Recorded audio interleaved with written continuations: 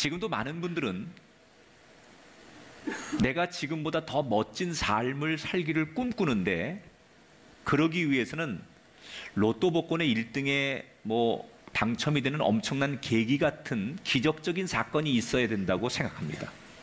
굉장히 큰 사건을 만나야만 내 인생이 변할 수 있다, 이렇게 생각하는데 그것은 잘못된 생각이라는 거죠. 우리가 큰 기적은 아니어도 내 삶의 작은 습관만 좋게 가져도 얼마든지 멋진 인생을 살 수 있다. 그것이 많은 분들이 경험된 이야기입니다. 자, 우리는 그리스도인들입니다. 우리는 세상의 습관도 중요하지만 특별히 영적으로 그리스도인다운 습관을 가져야 되는데, 오늘 사도행전 7장의 스데반을 보면서 우리가 어떤 습관을 가져서 생명력이 있는 그런 인생을 살 것인가. 지난 시간에 사도행전 6장의 말씀을 드렸죠. 6장의 내용을 다시 한번 여러분 정리해 드릴게요. 예루살렘 교회가 이제 예수님 없이 자기들끼리 사도들끼리 목회를 하다가 너무 많은 교인들이 폭발적으로 부흥을 하니까 내분이 좀 일어났습니다.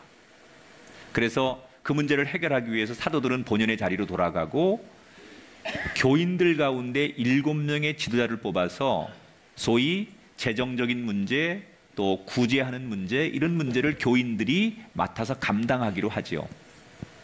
그래서 7명의 지도자가 새로 뽑혔습니다. 그 중에 가장 유명한 사람이 스데반인데, 이 스데반은 구제 사역을 도와주라고 뽑혔지만 그 일도 잘할 뿐 아니라 기도와 말씀 전하는 일에, 전도하는 일에도 굉장히 탁월한 능력을 보이며 평신도 가운데 존경받고 인정받는 지도자가 돼 갑니다. 그런데 이런 스데반에게 위기가 찾아오지요. 바로 그를 시기하던 사람들이 이 스데반의 어떤 걸어가는 길을 방해하기 위해서 거짓 증언자를 세우고 예루살렘에 소문을 퍼뜨리고, 그래서 마지막에는 하나님을 모독했다라는 죄목으로 그는 종교 재판에 회부가 됩니다.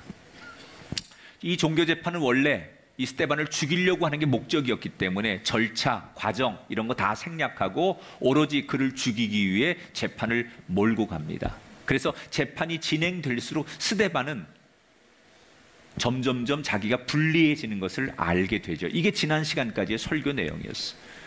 자, 7장으로 넘어오면 이렇게 재판이 막바지에 다다랐을 때 스데반이 마지막으로 자기가 굉장히 위험에 처하는 상황을 알면서 스스로 변론을 합니다.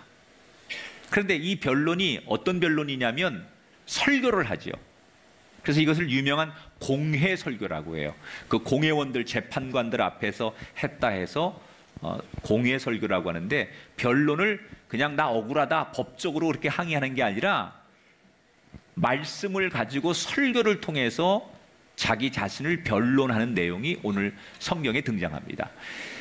사도행전에 나오는 여러 설교 중에서 가장 분량이 긴 설교가 오늘 7장에 등장하는 그 스데반의 설교예요. 자, 스데반이 설교를 통해서 어떤 변론을 하는지 한번 보도록 하겠습니다. 2절에 보니까 이렇게 소개합니다. 스데반이 이렇게 얘기하는 거예요. 여러 부형들이여 들으소서. 이 부형이라는 말은 굉장히 존칭을 쓰는 거예요.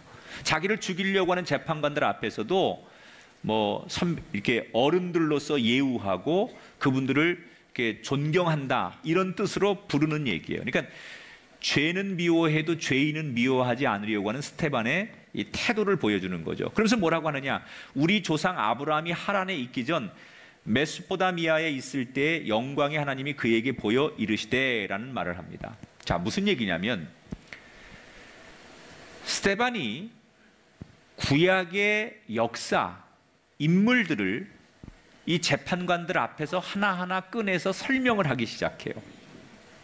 제일 먼저 스데반이 누구를 거론하느냐? 갑자기 변론을 해야 되는데 구약의 유대인들이 가장 존경하고 좋아하는 인물 가운데 한 사람인 아브라함 얘기부터 꺼내는 거예요. 여러분, 아브라함이 어떤 사람입니까? 아브라함은 이방 땅에 살다가 하나님께서 부르셔서 하나님께서 거하는 그 땅으로 가라라는 말 한마디 듣고 그 땅을 향해 가서 그 땅에서 자손 내 복을 받고 하나님이 쓰는 종이 되는 이야기.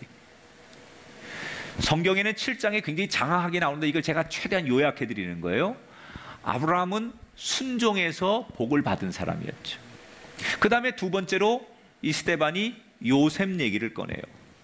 여러분, 요셉은 형제들에게 시기를 당해서, 다른 사람도 아닌 자기 형제들에게 미움을 당해서 그가 종으로 다른 나라에 팔려가게 됩니다.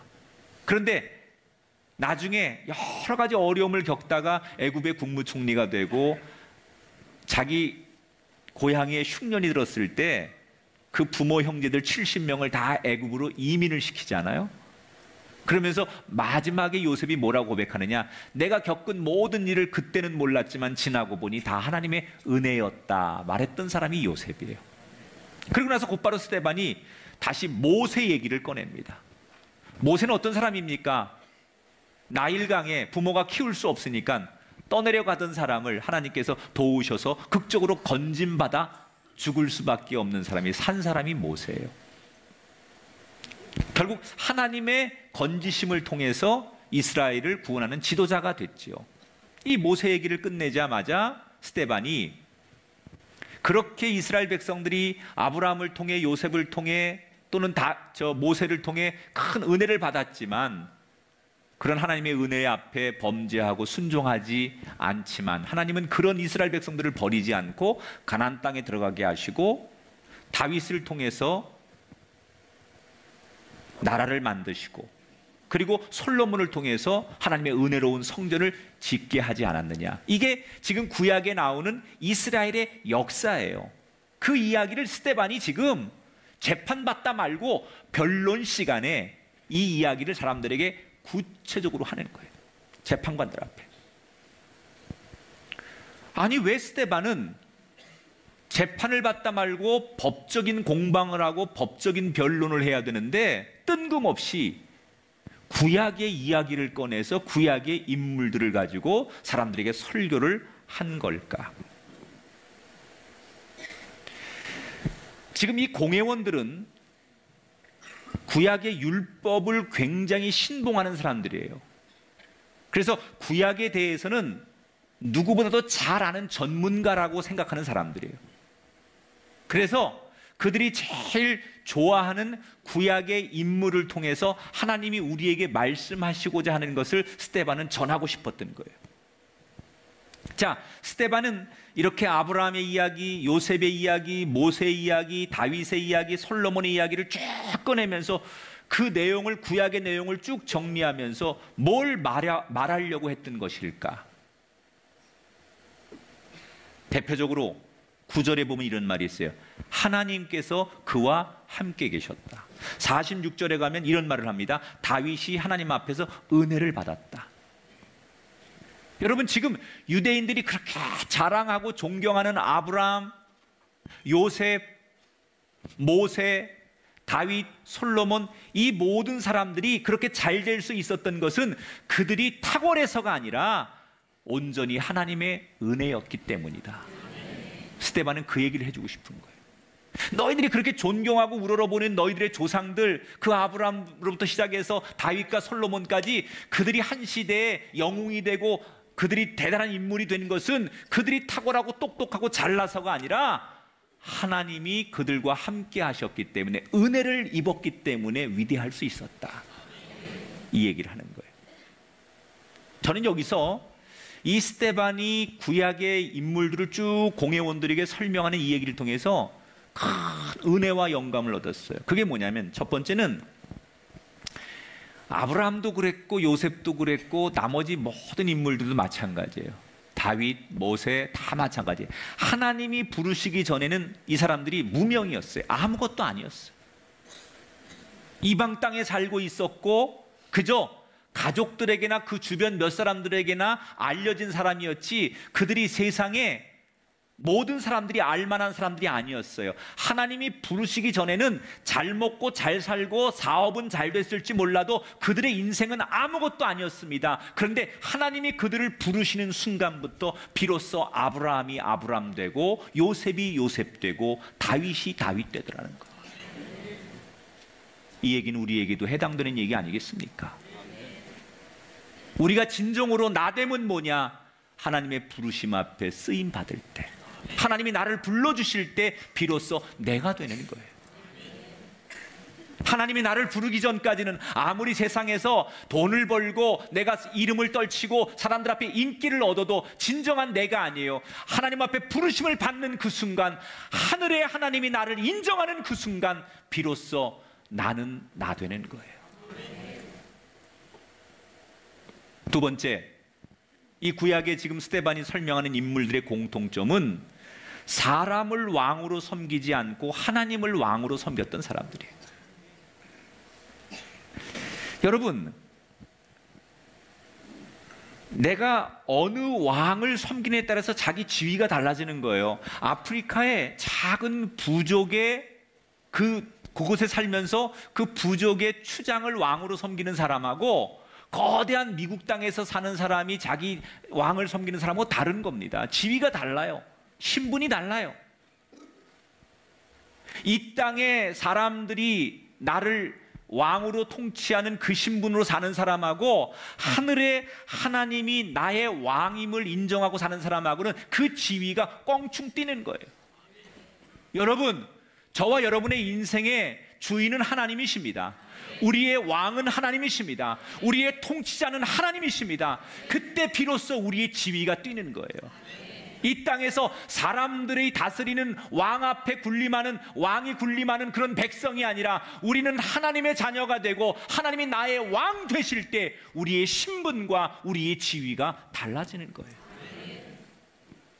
또 하나 중요한 것은 이 스데반이 설교했던 이 인물들의 공통점 중에 하나가 뭐냐면, 이들이 이방 땅에 있든 가나안 땅에 있든 애굽에 있든 광야에 있든 어디에 있든 이스라엘 백성이 있는 곳이라면 하나님은 어디든 함께 하셔서 그들을 구원해 주셨어요. 할렐루야. 여러분, 거기가 어디든 간에, 그게 광야일지라도, 아니 그게 종살이하는 애굽 땅일지라도, 그곳이 여러분 이방 땅일지라도 이스라엘 백성들이 있는 곳이라면 하나님은 늘 그곳에 함께 하셨다는 거예요. 여러분이 인생의 끝자락에 놓이고 때로는 세상 사람들이 바라보지 않는 삶의 깊은 곳에 놓여 있을지라도 여러분이 있는 곳에 하나님이 늘 함께 하심을 믿으시기 바랍니다. 하나님의 백성들이 있는 곳에는 어디든 하나님은 그곳에 함께 하시는 분이라는 거예요. 스데반은 지금 뭘 얘기하느냐? 우리 모두가 다 하나님의 은혜를 입은 사람들이라는 거예요. 이렇게 변론을 오히려 설교할 기회로, 복음을 전할 기회로 쓰면서 마지막에 그 자기를 재판하는 공회원들에게 스데반이 강력하게 이렇게 말하죠. 51절 53절, 목이 곧고 마음과 귀에 할례를 받지 못한 사람들아. 이 말은 너희들이 삐뚤어진 마음 가지고 할례를 받지 못했다라고 이 책망하는 얘기는, 이건 여러분 수치를 주는 거예요. 이스라엘 백성들은 태어나면 내가 하나님 앞에 구원받고 하나님의 백성이라고 해서 8일 만에 할례를 받거든요. 그게 증표예요. 그런데 너희들 할례도 받지 못한 사람들이다. 완전히 그들에게 자존심 상하는 이야기를 하는 거예요. 그러면서 뭐라고 말하느냐? 너희는 천사가 전한 율법을 받고도 지키지 아니하였도다. 율법을 누구보다도 존중하고 그 율법을 믿는 그들에게 율법 어림도 없는 얘기다. 너희들 율법 지키지 못하는 바보들이고 죄인들이다. 이렇게 책망하고 야단을 칩니다. 여러분, 저는 이 상황이 인간적으로 납득이 되지 않습니다. 지금 이 공회원들의 재판이라는 것은 예수님을 죽인 사람들이에요. 베드로와 요한을 죽이려고 했던 사람들이에요. 무지막지한 힘과 자기들의 능력과 그리고 자기들이 원하면 모든 것을 다 할 수 있는 사람들이에요. 이곳에 잡혀온 스데반이 자기가 지금 이렇게 말하면 자기 운명이 어떻게 되는지를 몰랐을까요? 그러나 알고 있었을 거예요. 내가 이렇게 말하면 마지막 재판의 결과가 나한테 불리하게 사형이 내려질 거라는 것을 이 스데반은 알고 있었어요. 그래서 보통 다른 사람들은 이 공회에 끌려와서 재판을 받을 때 없는 죄도 인정하면서 살려주십시오, 제가 잘못했습니다, 보통 이렇게 말해요. 그런데 스데반은 이렇게 말하면 이 재판의 결과가 나한테 너무 불리해질 것을 알면서도 그 공회원들 앞에 두려워하지 않고 당당하게 그들의 죄를, 교만을 꾸짖었어요. 왜 그랬을까요? 어떻게 그렇게 할 수 있었을까요? 마음에 확신이 있었기 때문에 그래요. 하나님이 나와 함께 하심을, 천국에 대한 확신을. 할렐루야. 여러분, 오늘도 여러분 믿음의 확신에 거하는 스데반과 같은 인생이 되기를 주 이름으로 축원합니다. 이것이 하나님의 뜻이라는 확신이 있으니까 스데반은 두려워하지 않는 거예요. 여기서 저는 아주 중요한 진리 하나를 여러분과 나누고 싶어요. 자, 스데반이 지금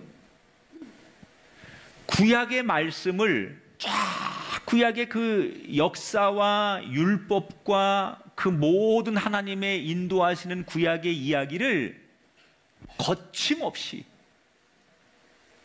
일목요연하게 아주 정말 사람들이 또렷하게 알아들을 수 있도록 그 모든 것을 짧은 시간 안에 모든 사람들에게 완벽하게 설명했어요. 이건 뭘 말하는 걸까? 이 스데반이 평상시에 얼마나 말씀을 가까이 하고 말씀을 연구하고 말씀에 대해서 깊이가 있었고 말씀에 대해서 사모했는지를 증명해 주는 거예요. 여러분, 스데반이 지금 이 죽음의 위기의 상황에서, 재판이 어려운 이 상황에서 이렇게 구약의 말씀을 조금도 거침없이 일목요연하게 설명할 수 있었다는 것은 그가 평상시에 날마다 말씀을 봤다는 증거예요. 날마다 말씀을 깊이 묵상했다는 증거예요. 만약에 말씀을 보다가 모르는 게 있으면 스승에게 묻고 공부하면서 말씀을 알려고, 말씀을 가까이 하려고 평상시 그의 삶의 습관이 그렇게 돼 있다는 것을 증명하는 거예요. 그리스도인의 거룩한 습관은 뭐냐? 말씀을 가까이 하는 거예요. 우리가 우리 인생의 끝자락에서 어떤 위험과 어려움이 있을 때 우리가 꺼낼 수 있는 최고의 카드는 말씀이 돼야 돼요. 세상에서는 지식이 되고 세상에선 철학이 될지 몰라요. 그러나 그리스도인에게 최고의 무기는 언제나 말씀이어야 돼요.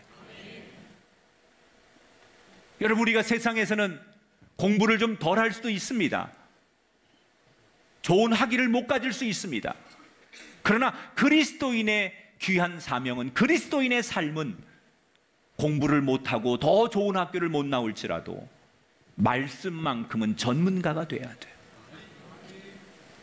우리 삶의 위기와 죽음과 어려움과 실패와 고난이 올 때 그 모든 어려움을 이길 수 있는 것은 세상의 지식이 아니라 하나님의 말씀이 돼야 된다는 거예요. 나는 여러분이 늘 말씀의 전문가가 되기를 축복합니다. 그래서 여러분의 인생의 가장 힘든 순간에, 스데반처럼 가장 어려운 순간에 말씀의 지혜와 말씀의 능력과 말씀의 인도하심이 여러분의 삶을 이끌게 되기를 주의 이름으로 축원합니다. 그래서 늘 우리는 큐티하지 않은 거예요. 늘 아침 저녁으로 말씀으로 양육받지 않은 거예요. 제가 요즘 우리 목사님들하고 아침 저녁으로 매일같이 요즘 강조하는 얘기가 뭐냐?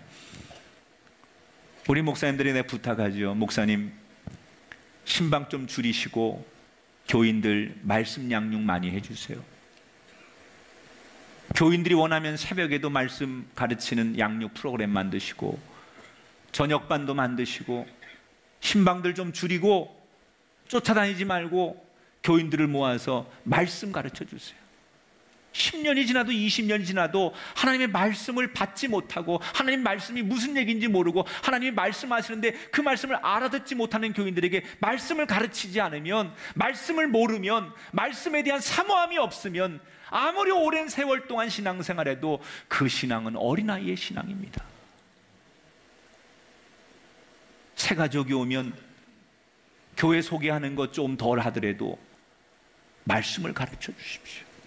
원하면 우리 모든 목회자가 교인들 원하면 붙들고 말씀 가르쳐주고 말씀으로 양육하고 훈련하는 일을 더 많이 해주십시오라고 내가 계속 부탁해. 그래서 아마 목사님들이 꼭 필요한 신방 말고는 이제 아마 곧 그런 많은 공고가 될 텐데, 말씀 가르치는 일을 적어도 일주일에 며칠씩 목사님들이 사람들을 불러서 말씀을 체계적으로 가르치고 잘 커리큘럼을 짜서 단계별로 사람들이 말씀에 눈이 뜨일 수 있도록, 이 말씀을 가까이 하고 말씀이 정말 꿀송이보다도 달구나라는 것을 느낄 수 있도록 그렇게 만들어 달라고 계속 제가 주문을. 나는 우리 교인들이 말씀의 전문가가 되시기를 축복합니다. 그러려면 늘 습관이 있어야 돼. 아무 때나 말씀이, 어디서든지 말씀이 내 손에 붙들리고 내 눈에 보이도록 그런 습관을 가져야 돼. 자, 이렇게 스데반은 자신을 죽이려는 공회원들 앞에서 차분하면서도 당당하지만 마지막 변론을 마치게 됩니다. 이때 거침없는 스데반의 설교를 들은 이 재판관 공회원들은 그들의 마음이 어땠느냐, 54절에 보니까 이렇게 소개합니다. 그들이 이 말을 듣고 마음에 찔려 그를 향하여 이를 갈았다 그랬어요. 여러분, 이런 겁니다. 제가 목사인데요, 같은 목사들의 설교를 어느 날 듣게 돼요. 그런데 우리끼리는 소위 저 사람 고수인데 이런 게 느껴지는 사람이 있어요. 어떻게 이 본문을 가지고 저런 설교를 할까? 어떻게 이 본문을 저렇게 탁월하게 해석할까? 내가 들어도 감동이 되고 감탄이 되는 목사들이 있어요. 그러면 마치 무림의 고수처럼, 저분은 도대체 이 성경을 어떻게 묵상했고 무슨 책으로 공부를 했길래 저런 말씀을 해석해낼까? 이런 게 딱 느껴지는 그 고수들을 만날 때 있어요. 긴장감이 있죠. 여러분도 그렇죠? 건축을 하든 요리를 하든 아니면 뭐 컴퓨터를 만지든 디자인을 하든 그 분야의 고수들이 있어요. 똑같은 일을 해도 그 사람이 굉장히 탁월하고 보통이 아니구나라는 것을 딱 느끼는 사람들이 있다는 거예요. 스데반이 바로 그런 사람이에요. 딱 들어보니까 자기들보다도 구약을 더 잘 알아, 역사를 더 잘 알아. 어떻게 이렇게 그 장황한 역사를, 그 긴 역사를 어떻게 그렇게 많이 공부해서 자기들에게 거침없이 설명하고 누가 들어도 공감이 될 수 있도록 어떻게 저렇게 하나님의 사람들에 대한 이야기를 짧은 시간 안에 잘 설명할 수 있었을까? 들으면서 감동은 되고 놀랍다는 생각은 드는데 체면 때문에 인정을 못하는 거예요. 왜? 여러분, 이 공회원들은 누구보다도 구약 성경을 많이 공부했던 율법 전문가들 아닙니까? 구약에 대해서는 누구도 따라올 사람이 없다고 자부했던 사람들입니다. 그런데 자기들보다 구약을 더 잘 아는, 정말 정리를 너무 아주 요점만 딱딱 해가지고 정리를 탁탁 던져주는데 자기들이 봐도 탁월한 거예요. 저는 요즘 목사들이 더 많이 공부해야 된다고 생각하는 게, 평신도들 가운데 정말로 목사들 이상 갈 만큼 신학과 말씀의 깊이와 그리고 정말 체계적인 그런 걸 가지고 설교를 하거나 또는 이렇게 헌신하는 분들을 가끔 만납니다. 신학을 공부한 것도 아닌데 평신도 가운데, 장로님 가운데 정말 말씀이 깊이가 있고 아주 탁월한 분들을 만나요. 어떤 분들은 신학도 안 한 사람들이 말이야 설교하면 안 된다든지, 신학도 안 한 사람들이 어떻게 성경을 가르치냐고 얘기하지만 전 그렇지 않아요. 하나님이 쓰시는 거니까 그분들의, 우리 목회자들이, 신학을 공부한 사람들이 보지 못하는 순수함과 감동과 감성을 통해서 하나님이 쓰시면 그것도 멋진 일이라고 생각해요. 저는 그런 분들의 강의도 때때로 잘 보고 많이 배우려고 합니다. 그런데 지금 이 공회원들이 그게 안 되는 거예요. 자기들은 율법 전문가예요. 지금으로 말하면 목회자예요. 신학자예요. 그런데 일반 평신도가 자기들보다도 신학을 더 잘 알고 성경에 대해서 더 잘 아니까 그 논리 정연함에 의의를 제기할 수는 없지만 기분이 나쁜 거예요. 도저히 성경으로는 이길 수 없다는 것을 알게 됐어요. 그래서 그냥 우격다짐으로 몰고 가는 거죠. 지가 뭔데? 신학도 공부하지 않고 율법도 공부하지 않은 지가 어떻게 감히 우리 앞에서 율법을 얘기하고 구약을 얘기할 수 있어? 이건 우리를 모독하는 거야. 우리 재판관을 모독하는 거고 하나님을 모독하는 거야. 이렇게 자기들끼리 논리를 만들어서 스데반을 신성 모독죄로 죽이는 거예요.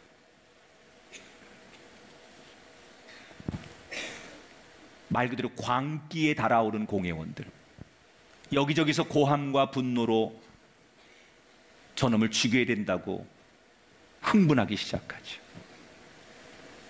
스데반은 그 공포스럽고 요란한 분위기에 자기가 곧 사형 판결을 받는 것을 알고 있었어요. 더 이상 희망이 없는 상황에서 스데반은 뭘 해야 될까요?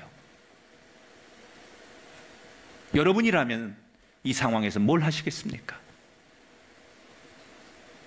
자, 스데반이 뭘 하는가 볼까요? 55절 56절 같이 읽어볼게요. 시작. 스데반이 성령 충만하여 하늘을 우러러 주목하여 하나님의 영광과 및 예수께서 하나님 우편에 서신 것을 보고 말하되 보라 하늘이 열리고 인자가 하나님 우편에 서신 것을 보노라. 따라합시다. 하늘을 우러러. 스데반이 고개를 들고 하늘을 봤어요. 그리고 자기 앞에 눈앞에 펼쳐진 광경을 보이는 대로 중얼중얼 얘기를 하는 거예요. 뭐라고 얘기하느냐? 저 영광 중에 하나님이 계십니다. 그리고 그 우편에 예수님이 계시네요. 이렇게 얘기를 하는 거예요.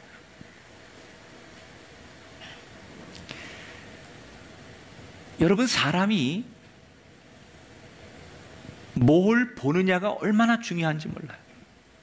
지금 스데반이 처한 상황은 가장 여러분 두려운 순간이에요. 인생이 죽음이라고 하는 것 앞에서 가장 여러분 두려운 거 아닙니까? 그런데 지금 자기가 죽을 수 있는 가장 끝자락에 선 이 스데반이 이 상황에서 어떻게 초연하게 천국을 바라보고 하늘을 바라볼 수 있었을까?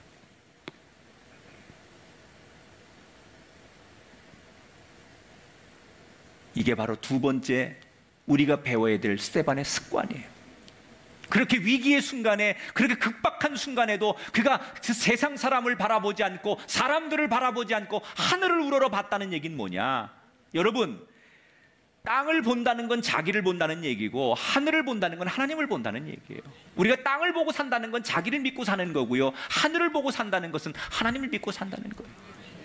그런데 그 위기의 순간에 그가 하늘을 보고 천국을 바라봤다는 것은 평소에 늘 그렇게 살려고 습관이 돼 있었다는 거예요. 스데반은 기쁠 때도 하늘을 보며 하나님께 감사했어요. 아니, 슬프고 아플 때도 하나님을 보며 위로받았어요. 스데반이 그 순간 하늘을 보며 하나님의 그 아름다운 모습과 예수님 우편에 서신 그 모습을 환상 중에 볼 수 있었던 것은 평상시에도 그가 세상을 바라보지 않고 하늘을 보는 습관을 가졌기 때문에 가장 무섭고 두려운 순간에도 그는 하늘을 볼 수 있었다는 거예요. 그리스도인의 가장 좋은 습관은 뭐냐? 늘 천국을 보는 거예요. 이 습관이 돼야 돼. 스데반은 사람에게 원망하는 대신 하나님 앞에 기도합니다. 그리고 자신을 맡깁니다. 내 영혼을 받아 주옵소서. 그리고 마지막으로 예수님처럼 저들의 죄를 용서해 달라고 기도합니다. 여러분은 이게 가능하십니까? 그 순간 누군가에게 증오와 원망을 해야 되는 상황에서 그 원망 대신 기도를 했다는 이것이 여러분은 받아들여지십니까? 어떻게 이게 가능할 수 있었을까? 그것은 그의 평소의 습관이 그렇게 그를 만든 겁니다. 그는 오늘 이 날이 있기 전에도 평소에도 원망하고 분노하고 억울한 일이 있을 때 원망하고 불평하고 부정하기보다는 늘 그럴 때마다 기도하고 살았던 평상시의 습관이 이 위기의 순간에도 그를 그렇게 만들 수 있었다는 거예요. 오늘 성경에 아주 중요한 얘기를 합니다. 원망보다 기도를 하며 죽는 스데반을 뭐라고 표현합니까? 죽었다라고 말하지 않고 잔다라고 표현했습니다. 세상 사람들은 스데반을 죽었다라고 표현하죠. 그런데 성경은 뭐라고 표현합니까? 그를 죽었다라고 말하지 않고 잔다라고 말했어요. 부활을 예고하는 거예요. 그리스도인의 죽음은 끝나는 게 아니에요. 주님 다시 오셔서 우리를 흔들어 깨우면 신령한 몸으로 다시 일어나는 것, 부활, 이것이 그리스도인에게 주어지는 은총임을 믿습니다. 여러분, 세상 사람은 죽으면 그것으로 끝이지만 하나님의 백성들은 죽는 것으로 끝나는 게 아니라 영광 중에 그분이 다시 호련히 오셔서 우리를 깨우시면 신령한 몸으로 다시 일어나는 것, 그것이 우리의 삶인 줄 믿습니다. 여러분은 이 땅에 사는 동안 어떻게든 이기겠습니까? 아니면 하나님 품에서 영원히 이기는 편을 선택하시겠습니까? 스데반은 이 땅에서 당장 이기는 것을 선택하지 않고 하나님 나라에서 영원히 이기는 쪽을 선택했습니다. 원망하기보다는 늘 기도했던 그의 습관이 사람이 아닌 하나님을 바라보게 만들었던 것처럼 적어도 예수 믿는 사람이라면 그 어려운 순간에도 원망과 불평 대신 기도하고 묵상하고 하나님을 부를 수 있는 거룩한 습관들이 우리에게 있게 되기를 축복합니다. 인생의 성패는, 그리스도인의 운명은 좋은 습관을 어떻게 갖느냐에 따라 달라지게 돼 있습니다. 오늘 스데반을 통해서 우리는 다시 한번 깊이 묵상해야 합니다. 말씀을 가까이 하십시오. 세상을 바라보지 말고 천국 바라보는 습관을 가지십시오. 원망과 불평은 더 큰 원망과 불평을 낳게 합니다. 대신 하나님 앞에 감사하고 하나님 앞에 기도하면 불평과 원망은 작게 보이고 사라지게 될 것입니다. 스데반처럼 좋은 습관 가지셔서 늘 승리하는 거룩한 인생의 주인공들이 되시기를 주의 이름으로 축원합니다.